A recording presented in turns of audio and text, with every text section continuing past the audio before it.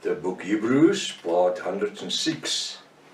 I'm Professor Hannes Redinghuis of the First Assembly of Yafashua, South Africa, Pretoria, Montana, also international. Should you require any of the books which I've written, especially the book What is Your God's Name? Contact us at our WhatsApp number. It's a +27 international code 0722 367 124. Just go to my website, https://Yaffa, YAHVAH.co.za. If this is the first time that you are about to participate in the study, you are very, very welcome. Please go to part 1. Start from the beginning because you have missed out on quite a bit of information.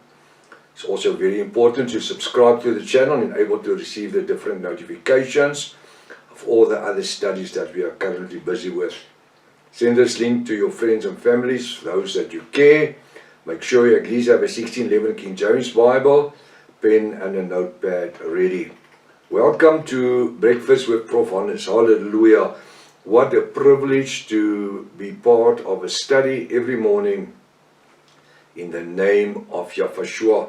Now we're now entering a very interesting part of, actually the whole book of Hebrews is interesting, but a very delicate part of the book of Hebrews, namely Hebrews chapter 7.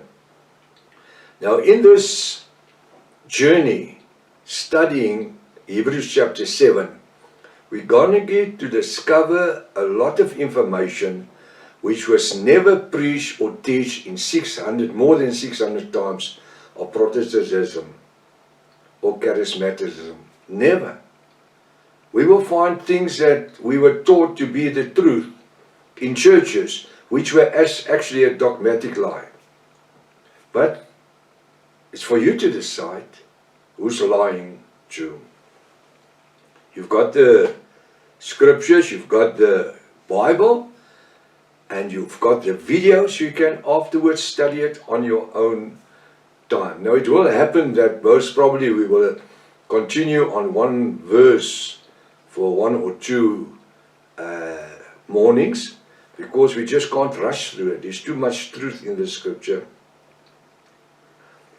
Now this, when we talk about Melchizedek, just about every Christian knows who is Melchizedek. If I ask you who is Melchizedek, who would you say is Melchizedek? Well, the Bible says in Hebrews 7 verse 1, for this Melchizedek, king of Salem, priest of the Most High. In the 1611 King James it says God. It's not God, G-O-D. It's not. Yaffa our Elohim. Because 2,000 years ago the word God did not exist. For this Melchizedek, or let me just put it the other way around. In the lifespan of Abram, Father Abram, the word God never exists. There was not even a Greek language, so there couldn't have been the word God or Lord. And that's just what happens with translations of Bibles, changing the manuscripts to suit different church dogmas. That's why it's very important that you must continue in the study. Participate in the study if you haven't started. What is your God's name? Actually, it is wonderful how all these studies, the English studies, intertwine one with the other. It's like a piece of a puzzle fitting together. And it's not that I've specifically orchestrated this way. No. This is how the Ruach HaKodesh, this is how Yaffa, our Father himself, through the Ruach, is orchestrating all our studies. For this Melchizedek, who is he? He's the king of Salem. Make a note. Priest of the Most High, Yaffa our Elohim. That high must be a capital H. If you address the Most High, surely high must be a capital H. Now priest, that priest is a small p, small letter p. It's not a capital priest. So he is what? What do we read in the first sentence?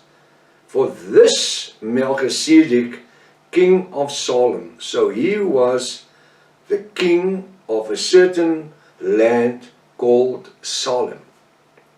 Priest of the Most High, I want to say Yahweh, our Elohim. So what did he do?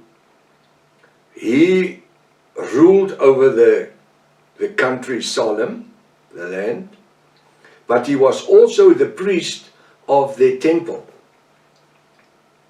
Now I want you to make a note about the word high priest. Right in brackets, high priest.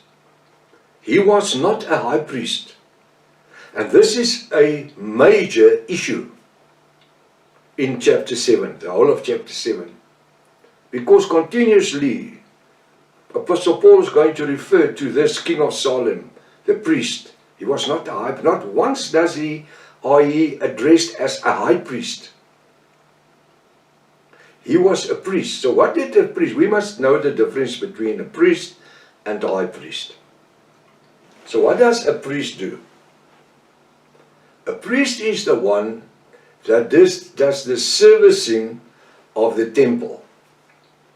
In other words, normally, like in Israel, the temple is two different compartments, which is, well, it's your inner court, well, it's 3 compartments, your inner court, then you have the high, and then behind the veil, you have the Most High, and the holiest of holiest behind the veil. You have the holiest and the holiest of holiest behind the veil. Now, we don't have any information to say that there was any veil in the time of King Melchizedek. So I'm going to address him as King Melchizedek most of the time. Because I want to draw your attention to the kingsmanship which he owned. He was firstly a king who became also priest of Salem. Now, what's the difference between a priest and a high priest? Alright, I just want to say, he was priest of Salem, not a high priest. The priest had to do certain daily sacrifice. The priest had to clean the area, maintain the area, which is the inner court and also the Most High. But if there was an uttermost high, that's the area behind the veil where only the high priest could enter. And according to the tabernacle, of Moses in the desert, and later on in the temple of King Solomon, we find that only once a year, not the priest, the high priest, could enter behind the veil. Now the veil, the history tells us it was made out of 7 different animal skins and cloths that's been woven together. It was behind the veil, it was pitch dark. There was no windows, there was no way that any light shined in, except the menorah, which was a candle frame with 7 sticks on it, called the menorah.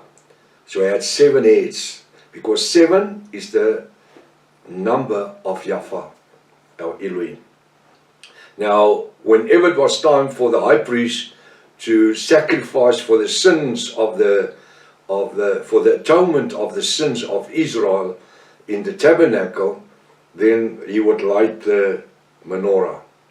And that will provide the light and the shadows inside of the eyes of the Most High, the uttermost high, behind the veil, where only the high priest could go once a year and never without blood.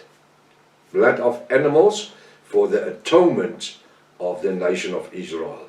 That blood he will put on the cherubs. We know that on the Ark of the Covenant, there's 2 cherubs, and on his wings he would put his hands in the blood, and he would wipe the wings of the cherubs. And that anointing will draw Yahweh into the temple then, or the ark, or into the tabernacle. In the time of Moses, in the time of King David or King Solomon, then he will bring down in the presence of the high priest, then he will bring down himself in smoke. There will be massive smoke inside of the temple. So what we understand now is the difference between the priest and the high priest. The normal priest, and that's why it's written with a small p, he was just a normal priest. The priest in the time of Moses came from the bloodline of Levi and Aaron. And even right through for the next 1,000 years, just more than 1,000 years, the bloodline of the priest, but the high priest would come from the bloodline of Aaron and Levi. So the normal priest was there to obtain daily, I don't want to say, they didn't do sacrificial offerings every day, but maintaining the altar, maintaining the area. It's like cleaners. They would do different little jobs in the temple, or in the area, the front area, but not behind the veil. They were not ever to go behind the veil. So what do we find here? This King Melchizedek, he was also a priest of the Most High, which is Yahweh. Now he says, who met Abram returning from the slaughter of the kings and blessed him. Now what does that mean? He was king of Salem. He was the priest of the Most High, Yahweh, who met Abram returning from the slaughter. How did he knew Abram? What relation did Melchizedek, King Melchizedek, had with Father Abram? Do you know? You see, now, this is because we don't know the eschatology and the history, is the problem that this was never taught in church. All we know is that Abram paid tithes to King Melchizedek, the priest of the Most High God. That's how they called it, because in the 1611 that's how it's written, the priest of the Most High God. Which God? It can be any God. We know him as Yahweh. Because the word God only means object of worship. He met, this King Melchizedek, the priest, met Abram returning from, what's the slaughter? The slaughter of the kings. It means that Abram was in war with different kings. And blessed him. Who blessed who? Well, King Melchizedek blessed Abram as he returned from the war. Now, why will King Melchizedek have any interest in a war that Father Abram was involved with? And how did he bless him? That's one question. How did he bless him? Do you know? The next question, why will he bless him?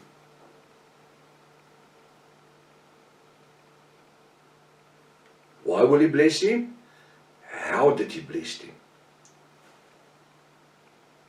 Now it says, verse 2, to whom also Abram gave a tenth part of all.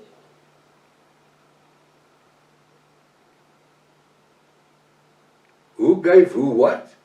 To whom also Abram gave a tenth part of all. Now you see, because we don't know the eschatological history around this happening, we don't really know what happened. All the church taught us that Abram paid a tithe of 10% of what he had to the king of Salem, who was the priest. And a lot of times they change that by saying the high priest of Salem. It's not the high priest. You must listen to what the pastor says. And the reverends and the priest, they put in a word that gives different meaning. He wasn't a priest. He wasn't a high priest. He was only a priest. Now the question is, I always say to my students, you must always put a question mark. Why was it necessary for Abram to pay a tenth? He doesn't say tithes. He says a tenth of all. Of all what? Of all that he had with him. That was all of his possession. Of all that he took from the kings which he slaughtered. Now you start seeing the story. With other words, Father Abraham had an obligation or agreement with King Melchizedek, the king of Salem, who was the priest of Salem, to give him a tenth of what he would capture when making wars with these kings. Now I want you to take for homework, take Hebrews 7 and go through it. Take it verse for verse, word for word. Make your own little notes on the side, on your writing pad. Make your notes and see if you have seen the revelation of what is going to happen here. Till tomorrow morning, if it's Father's will. Maranatha. Yahshua is coming back again. Hallelujah.